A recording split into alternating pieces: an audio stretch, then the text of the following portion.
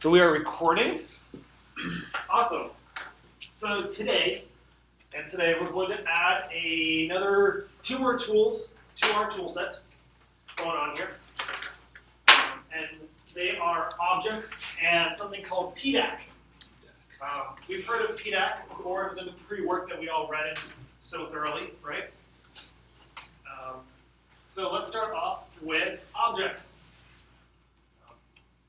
So objects is another type of data structure that we're going to be using. That is very familiar in JavaScript. This is not to be confused with object-oriented programming. So those of you who have heard about object-oriented programming before, kind of forget it. Kind of put it in your back pocket until we get to it next week. This is just objects. So our current data structures that we have so far, variables and arrays. So I've been saying the word data structures for 2 days. And no one's asking what it is yet. So I'm assuming we all understand what a data structure is, right? Yeah? What's a data structure? Yes. So data structure is how we structure our data. They are techniques. They are different abstract shapes and concepts to help us structure how we're processed, to help us structure what we're processing. So in a case where we have a simple data structure like a variable, we're storing our data in one place. We know that that's where our data is. It gives us a kind of a guidelines of how to access it and use it. So something a bit more complex, an array, we're structuring our data in a list. So whenever we have a list that we're trying to represent something in real life, we're trying to represent a real life list of something like car names, instruments in my band kind of thing. We know that we're going to store it in a way that helps make our life a bit easier. When I say our life, I mean the developer's life, of course. When I say easier, I mean that it's easier to query, easier to use, easier to display, it's easier to work with. So it's kind of like organizing our data from just a whole bunch of random variables into something a bit more useful. So like if I wanted to display all the instruments in my band, I would just do a for loop over my list. Instead of having to continually and repeatedly display random variables. Does that make sense? Data structures are techniques to help us organize our data.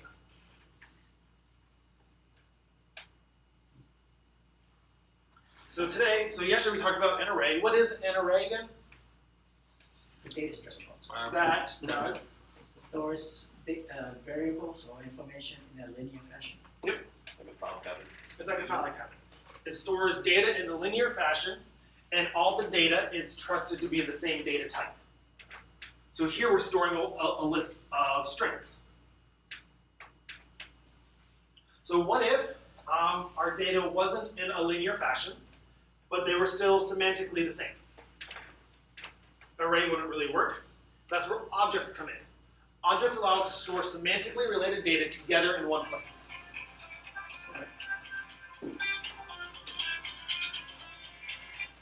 So can you have an array with different types? You can. It's not recommended because you can't really, you lose a lot of powers. I kind of read that. Yeah. Heard it in a meeting. Yeah, you can, but like if you do a for loop over it, then you have to check what type it is, will it do anything, and it's a bunch of. So questions about this? What do you mean semantically? Semantically. So we talked about semantic HTML last week, right? What is semantic HTML? How you say it? Yeah, it's how it's trying to give more meaning to an HTML tag. So it's not a data type. No. Okay. Yeah. So semantically related data. That is data about one thing. So we've been kind of making variables like this, right? If we were trying to represent a person, and we want to say their first name, last name, and their occupation, we'd have to do something like this, right? User first name, user last name, user occupation. That's with our current tool set, right? Well, imagine if we had a whole bunch of properties. We're now trying to work on that user, and we want to pass that user from function to function. Maybe we want to try to store that user. Maybe we just want to make sure that these don't get lost in the fray of developing, right? This is kind of like if I had a whole bunch of office supplies for my desk, if I just wanted to carry them around like this, without any sort of container or box around them. I can. I can carry around my grip strength, my stickies, and my markers all day, right? Well, what if I lose that? I set them down and now I forget it. What if I forget my pen somewhere? I throw them through the wash or something. All right? I want some way to take these things that are meaningful together and put them in the same bucket. Kind of like an object. So now, my object is holding all my data, all my individual data, and it's all a nice little package that I can take around and carry with me wherever I want. This is a syntax for an object. What type of object? Just an object. You're thinking of object-oriented programming, this is just an object.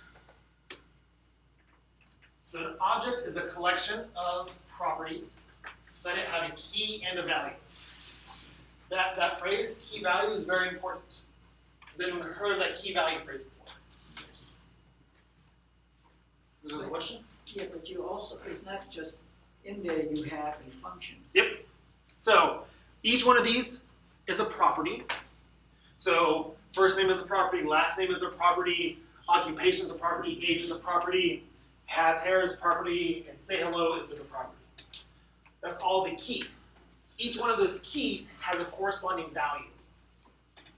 So the value, first name is Baylor, last name is Hemlock, occupation is sheriff, age is 38, has hair is false. Say hello is a function. That value can be any sort of valid value that we've talked about so far.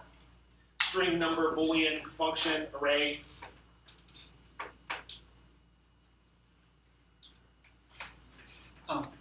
Is it a different console.log? Is there a reason?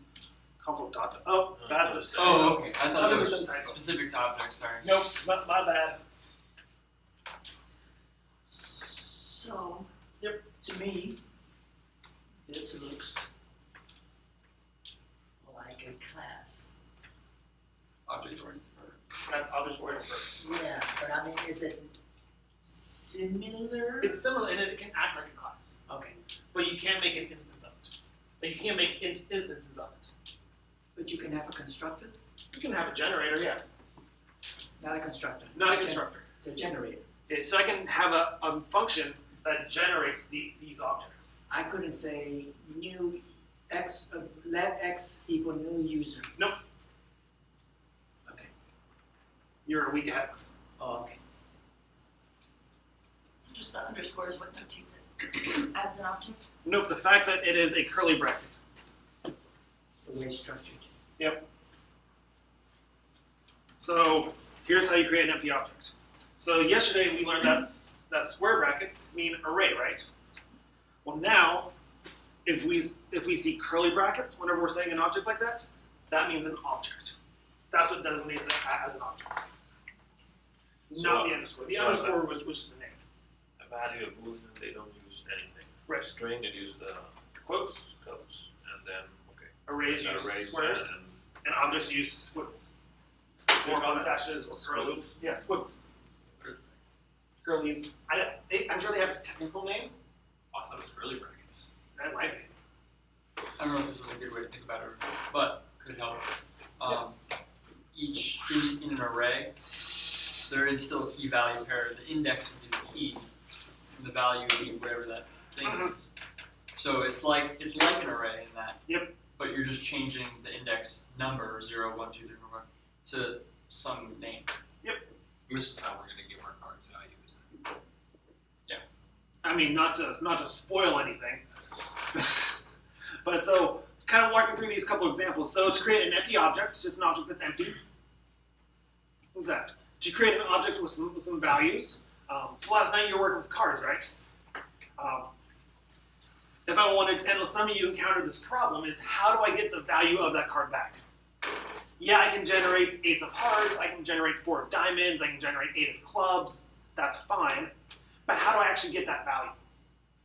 So instead of storing it as a string, instead of creating a string, you would create an object for that card. And that card would have 3 properties: value, suit, and rank.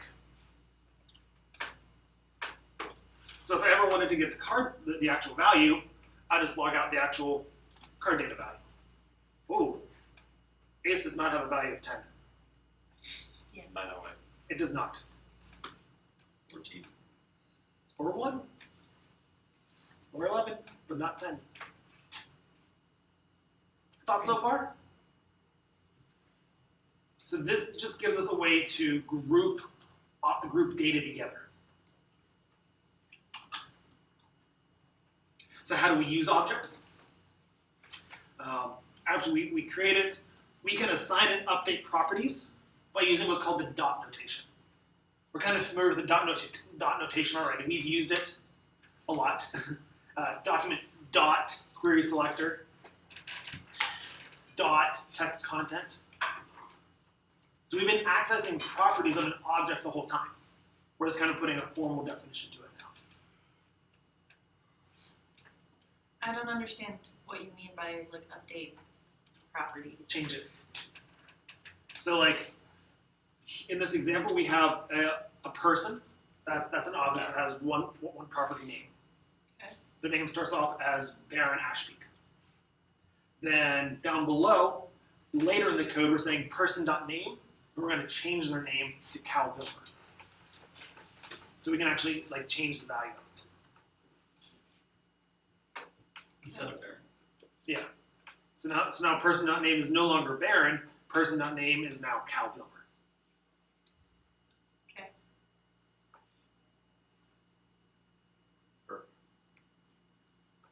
You're not following the example from the previous, like where you No. have first name and last name. No, this is So I don't know so what's person name would be the equivalent of first name, not first and last. So it's Right. just one piece of that Yes. user data that you have. it's one piece of that object, and that's it. Yeah, this is completely unrelated to the passcode samples. It's key value, right? Yeah. And so the one on the left is key. Yes. The first thing you write is the key. Yep. The second thing is the value. So Yep. semantically we do. What did he say there? So here the key value. Key and value is 2 separate things. That's we keep saying key value, and sometimes I think Key value. It's a key one value. word. Yeah, no. The key is what uniquely identifies that property. So it's the property name, and the value is the value of that property. And the term used to describe it is a key value pair. And it's key space value pair, not key value. Yeah.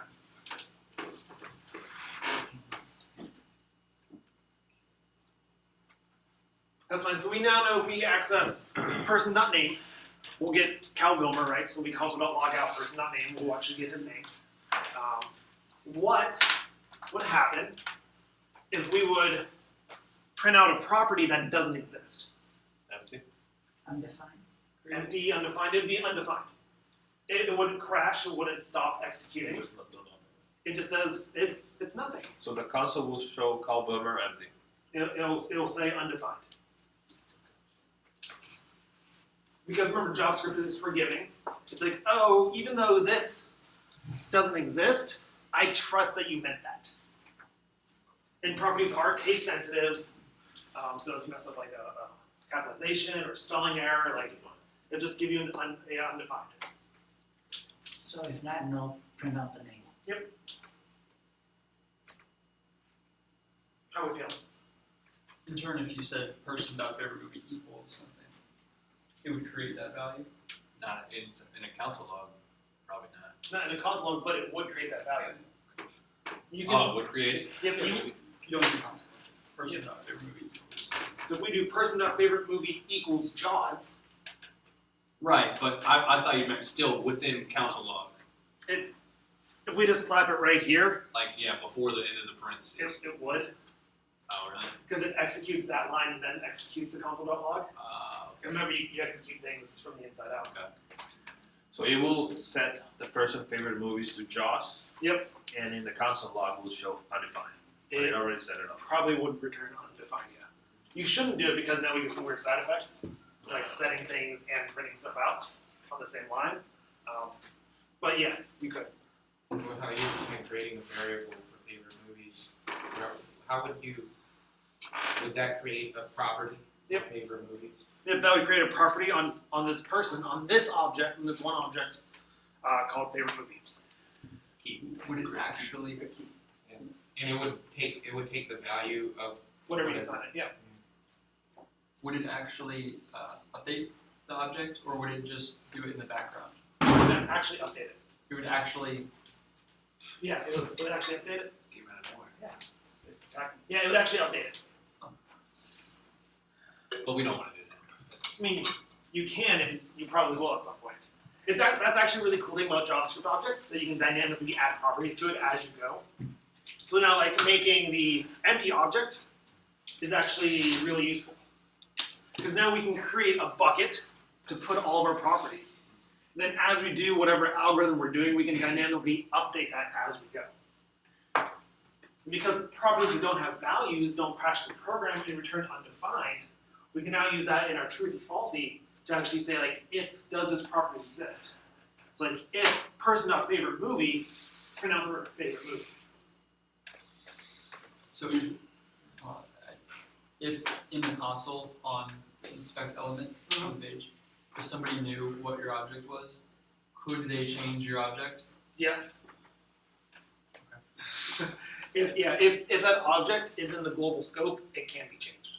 Okay, but you would make it private or whatever you would do to. There are some techniques to kind of restrict that, yes. We haven't talked to them because we don't want to worry about them quite yet, but we'll get there.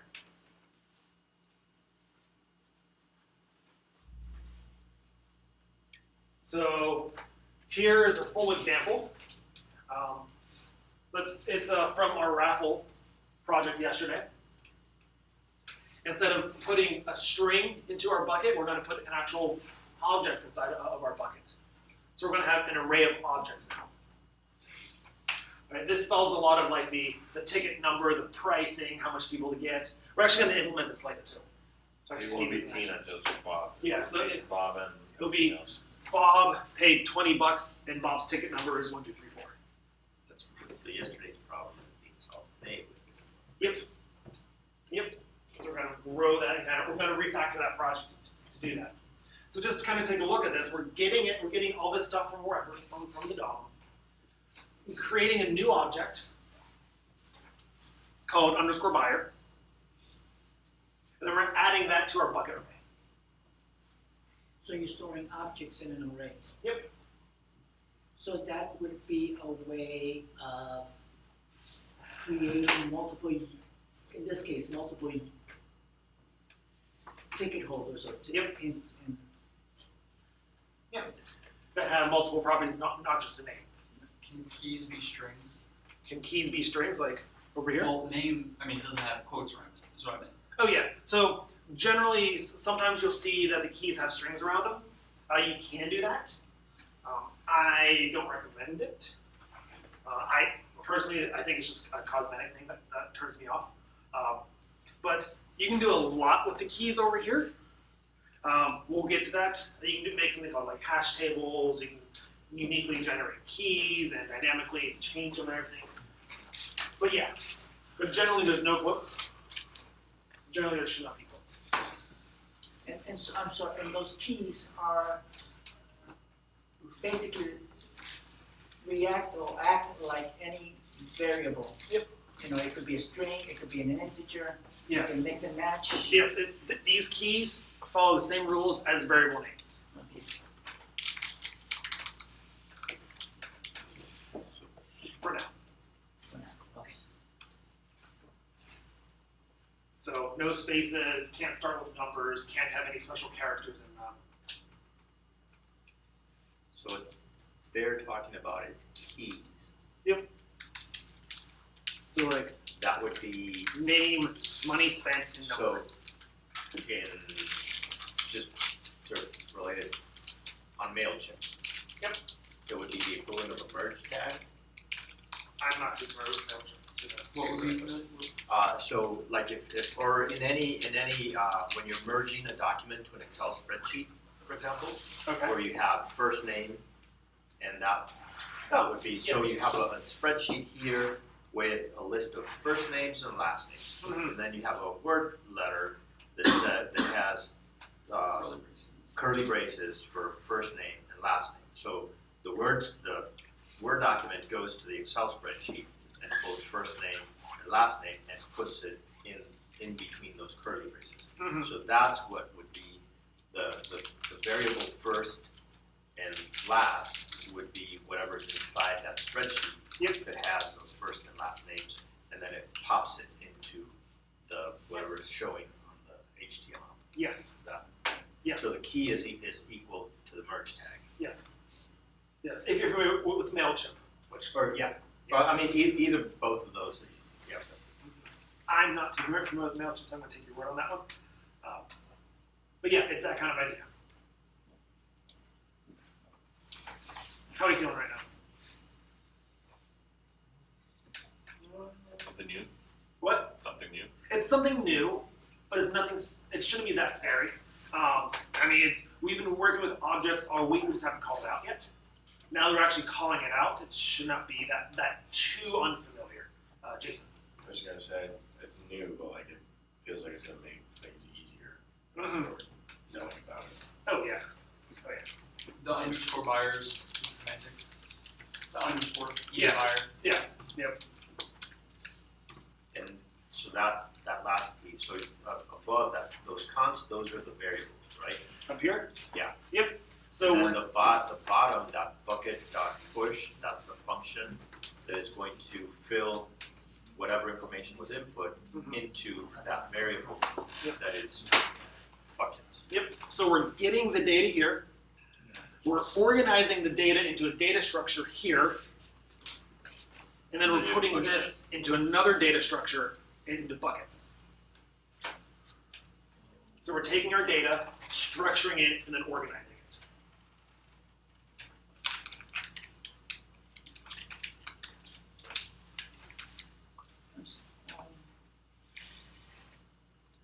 Get next ticket number. So you're getting Tina, $20, and the ticket number will be assigned automatically. Yeah, it'll be, Those are all Red. functions you just. yeah, in order to abstract away stuff out. Mhm. Yeah, so I'm getting Tina from the DOM. I'm getting how much she paid for the ticket from the DOM. I'm generating the ticket number from some system or somewhere. So I'm getting all those 3 points of information, combining them into one object because they're semantically related, right? It's Tina, it's her name, it's how much she bought, and it's her ticket number.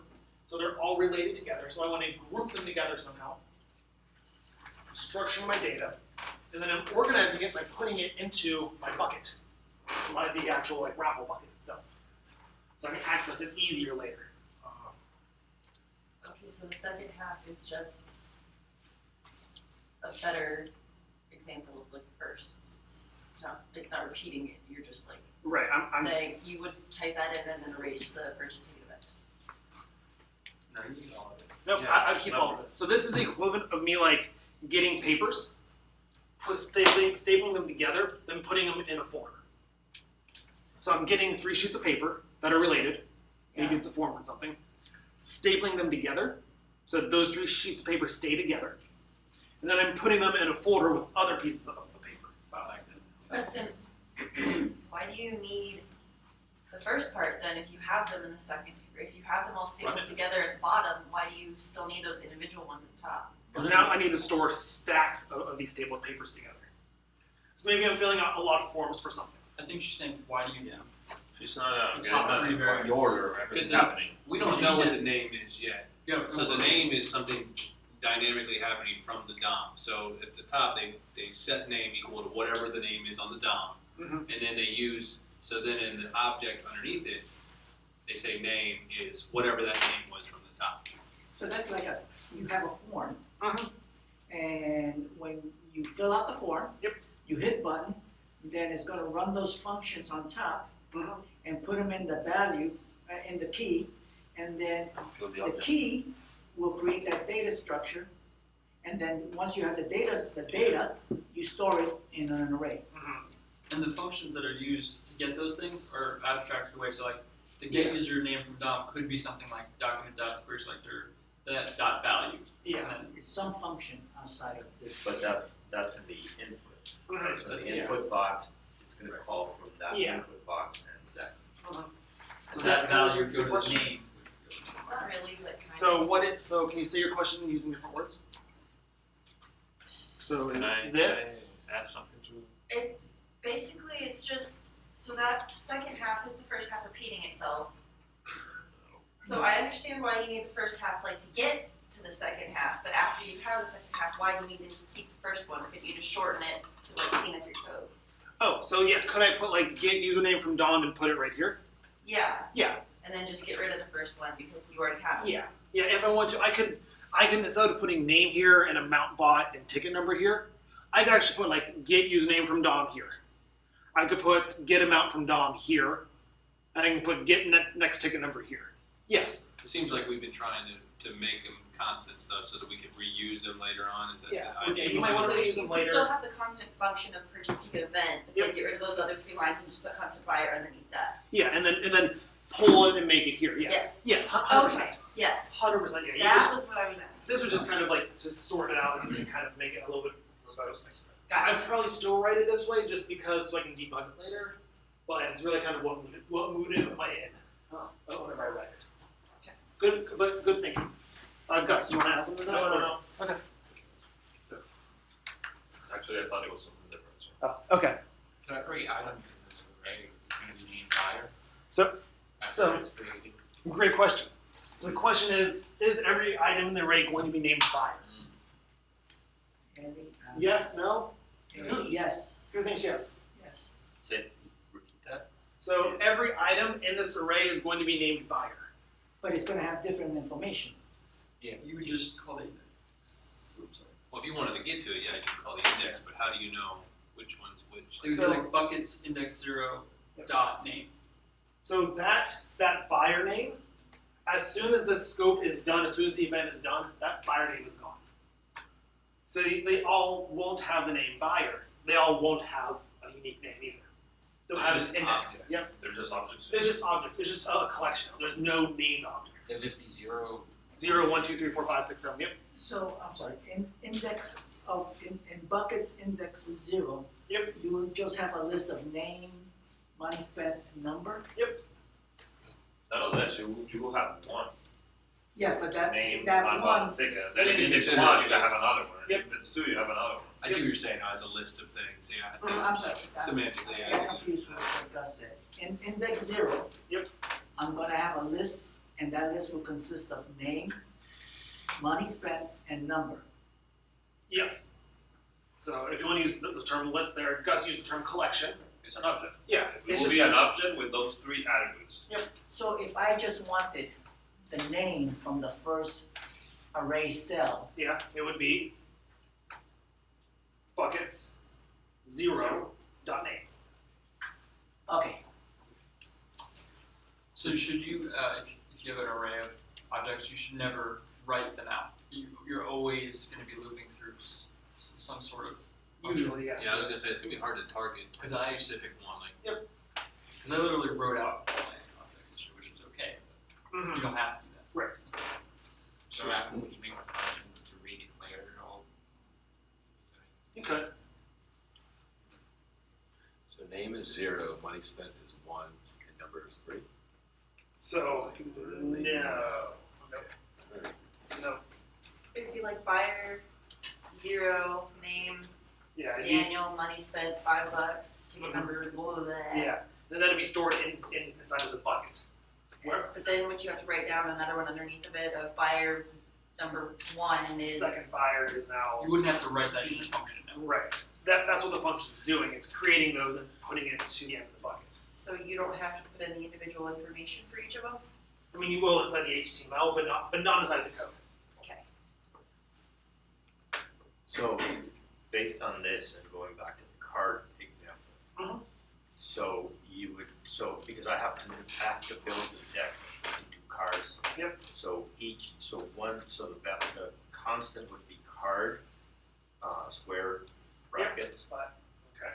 And then the constant would be suit Mhm. and rank. Yep. Got it. Yes. Yep, probably.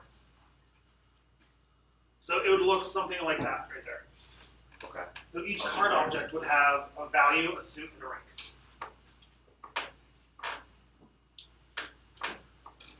You can call a specific object through the index. Mhm. Can you call some from specific values or No. attributes of that object? Nope, it's all about the keys. So you can't like find Tina unless you do a for loop and look at every single one. Is this object Tina? Is this object Tina? Is this object Tina? Is this object Tina? So that's where the for loops come into play. Is now we can search and look for specific values based on keys. Just out of curiosity, could you do a const or a let x equal data, card data? And in that variable x, you couldn't do x dot value? Yeah. X dot, Yeah. So like later on, I can do like constant other variable equals card data, and then it would copy over the values. Just like we can copy over values for arrays, copy over values for integers, for Boolean stuff like that. These are just another data type.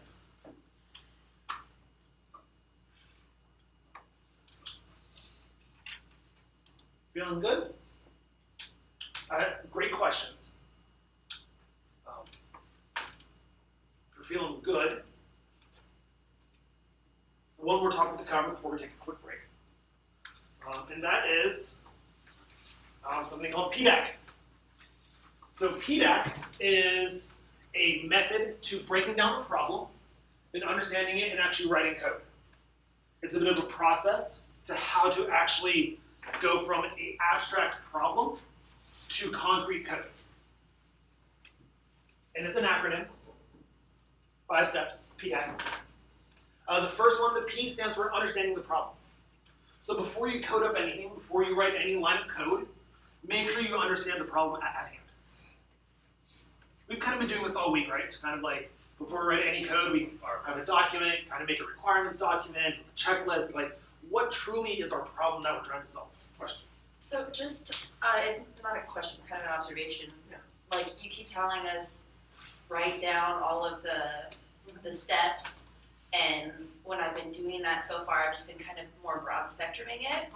And I was talking to my sister last night, and she said that when she did the report with y'all made them write out like how to make a peanut butter and jelly sandwich with like specific steps, like stick the knife in the peanut butter, Yeah. like take the knife out of the peanut butter, put the knife on the bread. And I'm like, okay, so you literally want like every single little step. So that just kind of helped me understand that a little bit It's more. like I don't know if you- anybody else has that issue, but I was like too broad spectrum, and that helped me narrow it down to like, okay, I need to actually like step by step by step by step. So open the drawer, get Yes. the knife. Yes, so just kind of riff on that a little bit. So if you were, because this is actually Monday, so we can actually fast forward it to today a little bit. So if we had the problem of making a peanut butter sandwich, right? Everyone knows what a peanut butter sandwich is. Peanut butter, jelly, piece of bread, right? Can someone give me the instructions to make a peanut butter and jelly sandwich? Who'd like to volunteer themselves? Not Yeah, a actual instructions? Yeah, like pretend that you're telling me how to build a peanut butter and jelly sandwich. Who wants to volunteer themselves? details. I'm gonna know with Bruno. I'll start. Okay. I don't know where you're gonna go with it. Yeah. So like, if you Let's go. chatted with it with Let's go. alumni, you're disqualified. Let's just go step by step, we'll do one Yeah. one So, at a time. So give me the first step. okay. you Manny, know. so- Manny, start. Let's start us off. So you would have to gather the ingredients. Oh, what are the ingredients? So so peanut butter, Okay. Wrap jelly. it. bread, a knife, Okay. possibly a spoon, depending on how you. Okay. Oh, man. And where are those? Don't have plates? friends So- anymore, Manny. So Okay, gather you them. need a plate, that's Where are they? Kitchen. Where in the kitchen? Cabinet drawer. Cabinet drawer. Where in the cabinet? You get to the Am I in the kitchen? After I gather them, where do I place them? Counter. Do I gather them all at the same time? So now I'm holding a loaf of bread, a spoon, a knife, a peanut butter, and a jar of jelly. I better not drop that jar of jelly. I like doing it now, okay? Because, I mean, well, it's like modularization, you know, you bring it all out and then you But put what it if all you're- back after you've done it. What if one's over here and one's over here, and your counter's in the middle? You're not gonna go over here, get your peanut butter, go all the way over here, get your jelly, and then come Your back to the counter's middle. like your bucket, you know, Yeah, like you could put go your with the thing- peanut butter into the Now it's counter, down and the then rabbit you get the hole. jelly, and then What pull if it's back, just so too you don't much have to. work, you just order pizza? So yeah, like Pick up phone. so that excruciating level of detail, like we started out, Manuel said, hey, we need to gather all the ingredients. That's the high level bullet points. But computers, to reiterate, are dumb and do exactly what we tell them to do. They're gonna go, well, what is gathering, where are they, and what are the ingredients? Now, then you have to define what is gathering. So go to the kitchen, are we in the kitchen? Go to the cupboard, where in the cupboard? What are we looking for? Go to the silverware drawer. Where's the knives in that? Where's the forks in that? It's breaking out to that level of detail. So A, determine what location you're in. Yep. If you're not in the kitchen, go to the kitchen. Yep. Then determine where the ingredients are. Yep. So So determine where the ingredients are. How do we do that? determine the ingredients Like your location. final thought, You got an object. your object. Does Yeah. Is it an object that we're telling it? Like we know that peanut butter's in the cabinet, or is it look in the cabinet? Is peanut butter there? Look under the sink. Is bread there? Look in the kitchen. Do we have a spoon in there? For those But event to listeners, be fair, some of those things are you predefine Exactly. That's the ahead of time. exactly. That's what we're saying. Is are we predefining it ahead of time, or are we going to look once we get there? Yeah, you gotta predefine, you gotta have some known variables. But it depends, Sometimes. it depends if you've been in that kitchen before. Exactly. If I go to your kitchen and start making a peanut butter sandwich, I don't know where things are. Yeah, but I would call the police then. I mean, probably. So would I. So if you You know, that see Mark in your kitchen, you're gonna Yeah. call the police on him. if you display Not flex where you- center of the kitchen I know exactly where it together, is. everything will be in the same spot. Yeah. You already defined the variable. Yeah. Where are So gather the ingredients, look them up, or search for them. Once you find them, you put them someplace. Then once you put them someplace, now we're actually have everything on the table. Take lid. So assuming I have my bread, my peanut butter, my jelly, my spoon and knife on the table, how do I start constructing my sandwich? A, take the bread out of the package. Okay, so I take the whole loaf out of the package. Yeah, I slice it. will, Take the Two slices. two I slices, take 2 slices out, place them on the counter. place it on the counter. Open the can Are they of stacked on peanut top butter? of each other or side by side? It wasn't specified, so we're just gonna let them fall. We're gonna open You the can do peanut that. butter. Are we Sleeve still stack holding and the put it loaf on of bread, top or at do the we end. put the loaf of bread down? No, we put that on the counter, Okay. side by side. Yep. Open the can of peanut butter. Okay. Place the top on the side, Okay. on down. Yep. Grab the knife or the Spoon for bread. and spoons. Or spoon. Jelly. Pick up grab a thing of peanut butter. Yep. Choose the slice of bread on the left-hand side. Okay. So choose leftmost bread. Whatever. Spread, You need 2 spoons or 1 spoon? One. Are you gonna dip? if you do the jelly After- first, you can lick the jelly off. That's And we have we're not there yet. We still haven't spread it yet. But this So is we have nice to estimations, right? spread the peanut butter on the left-hand side bread within a 3-inch by 3-inch square. Put down the knife. Pick up open up the jelly. Pick up the spoon. Yep. Scoop up the jelly on the right hand slice bread. Spread the jelly. 2 different slices? Yeah, you got to Oh. spread the You guys spread, make peanut butter way different than I do. spread the One slice, well- what's wrong with you? I like to have a banana in there. spread the jelly on the bread. Yep. Put the spoon down. Okay. Peanut butter and jelly. So that's just 2 ingredients, right? Yep. Take the right hand slice and pick it up and flip it over onto the left-hand slice. Okay, close the peanut butter can, Or clean it up close the too. jelly, put the spoons into the sink, It's such a complex task. and put the sandwich onto a piece of plate. Where the plate come from? Oh. You picked up the plate at the beginning, where you, I pay attention. remember you picking up the plate. We picked up bread, we picked up jelly, Green jam, time. peanut, yeah, we didn't pick up the bread. Failure. You're failing on the OS.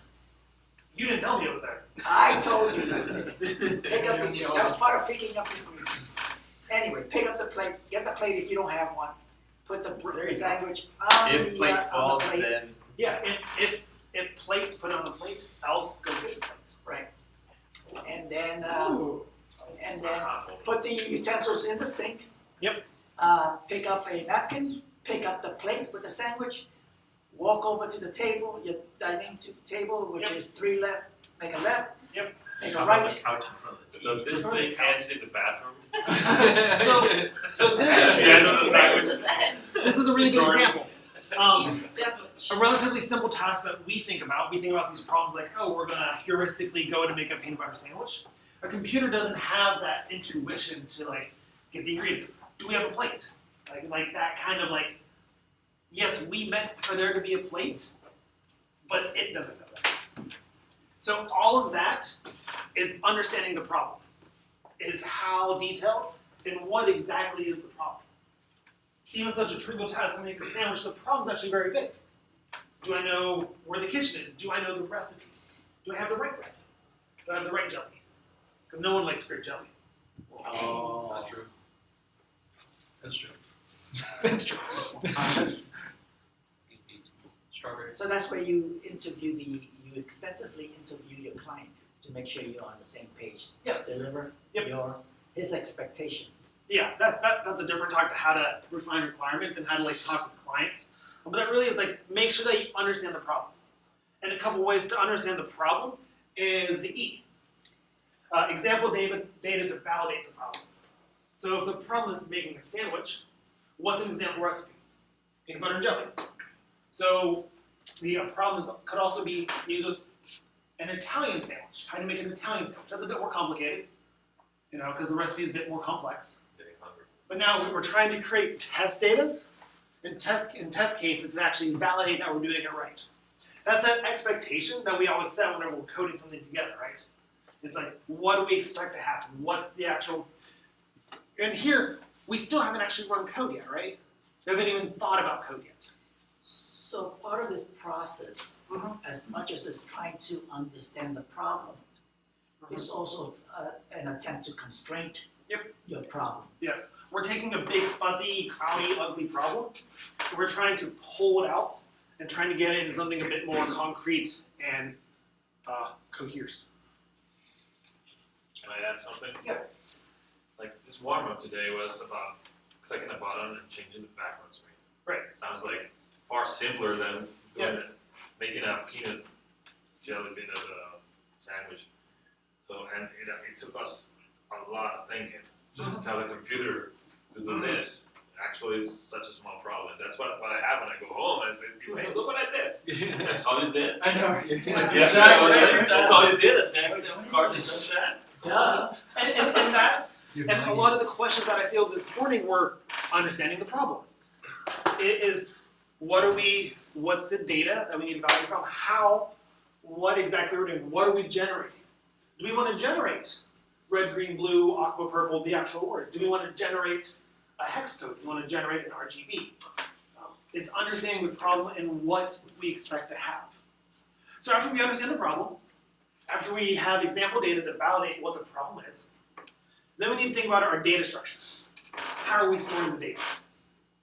With our raffle system, we decided to use an array to store the tickets. Right? Yeah, it's just to store the names of the people. We found a data structure that helped us solve the problem. Unfortunately, that comes with practice and trial and error and a little bit of study, and that's why you're here. The next step would be to actually create the algorithm. Now that we know what we're doing, we know kind of what we expect, We know how we're storing the data, where the data is coming from. What are we actually doing on it? Let's create that algorithm. Still, we're on step 4. We haven't touched a line of code yet. The most we've done is type in a text document of what's going on. There might be some pseudocode in there. We might have been like a for each or something, some sort of like thinking, kind of starting to think a little bit in code and how we break it down. But we're not writing JavaScript yet, we're not writing HTML yet. We're still just thinking. The last step, code with intent. That's what we've been doing all week, right? We have a goal. Let's write code for that goal only. It's saying, hey, take everything we've learned in the past 4 steps, and now let's write code that follows our algorithm, using our data structures, running it with our test data to actually solve the problem. So the last piece, code with intent. Yep. We had a lot of steps in there. Yeah. So I would create a function for each one, an intent to do this, and then an intention to do that. Yep. So each one would be in a function, and then somehow put it all together so that they all smoothly Yep. execute. Yep, because remember, functions do one simple thing, and one simple thing should only do one simple thing. We understand the problem, we know the steps. So those steps naturally lend themselves to be functions inside of our code.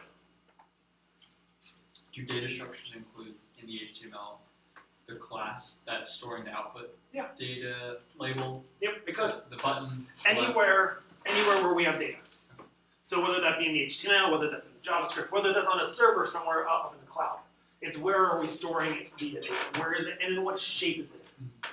What shape does it need to be in? And is it a very general sense that we say data structure? Like, are we just saying, okay, I'll make an object for this? Or is it more like, I'm gonna write out every single data structure that I'll have? Like, I'll have a button here, I'll have a label here, I'll have...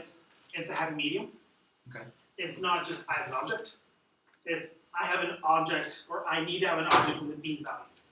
Okay. So going back to our raffle example, a data structure we need is an object that stores the person's name and how much that they bought. But that, Right? So now we need a simple object to store that. I don't care about a button yet. I'm not really too thinking about implementation details on that side yet. But I'm just saying I need to group those 2 objects together. And that goes back to understanding the problem, because you by understanding the problem, you're gonna realize what that data is going to be used for. Yep. So then that helps you think about what kind of a data structure you need Yep. to. You have all these steps build on the last step. That's why P is first. Understand the problem. So, back to like the peanut butter and jelly example, if you had an object that had the peanut butter and the jelly in it, or if you wanted to add like Nutella or fluff and whatever, had this whole like list of things, then your function could be take off lid, put knife in jar, move 2 bread, spread on bread, and so that would be your like list, and you could just plug in the object to the function there.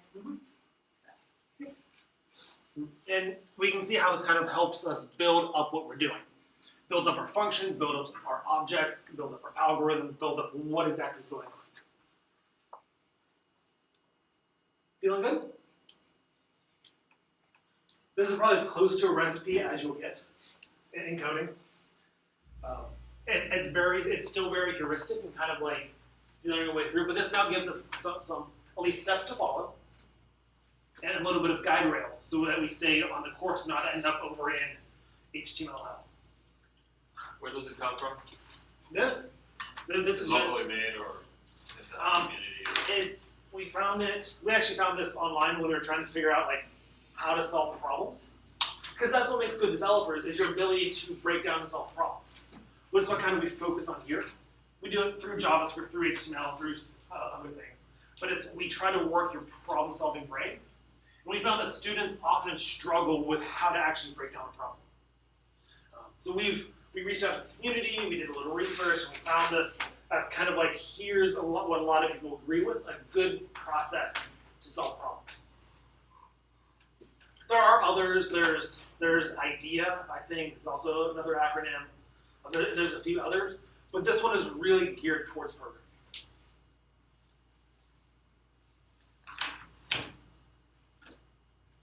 Anything else?